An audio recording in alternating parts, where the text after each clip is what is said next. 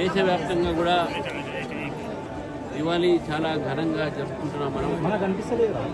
ముఖ్యంగా నరేంద్ర మోదీ గారు జిఎస్టీ తగ్గించిన ఈ దీపావళి భారతదేశ ప్రజలు, ముఖ్యంగా తెలంగాణ, హైదరాబాద్ ప్రజలు కూడా ఇది వారి బహుమతిగా భావించి తగ్గిన ధరలు బట్టల మీద అయితేంది, టపాకాయల మీద అయితేంది, లేకుంటే కార్ల మీద, ఫ్రిడ్జ్ల మీద, ఏసీల మీద, వీటన్నిటి మీద ధరలు తగ్గినటువంటి ఒక సందర్భంగా అసలైన దీపావళి ఈసారి జరుగుతుందని చెప్పేసి మనం భావించాలి.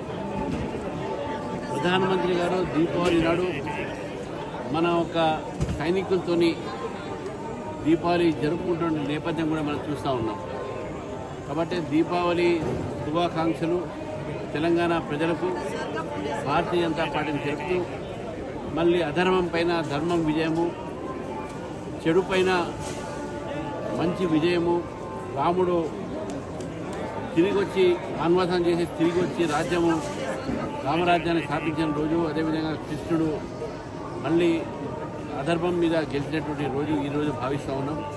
మరి అందరి జీవితాల్లో ఈరోజు వెలుగు రావాలి.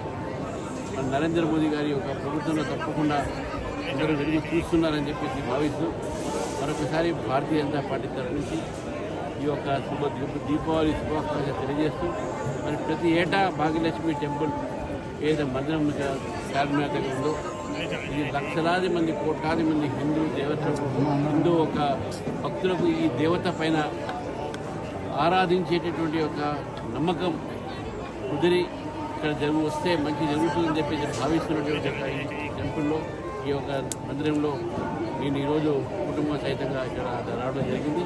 మరి వారి ఆశీర్వాదాలు కూడా, దేవి ఆశీర్వాదాలు కూడా మన తెలంగాణ ప్రజల మీద ఉండాలని చెప్పేసి కోరుతూ మరొకసారి అందరికీ దీపావళి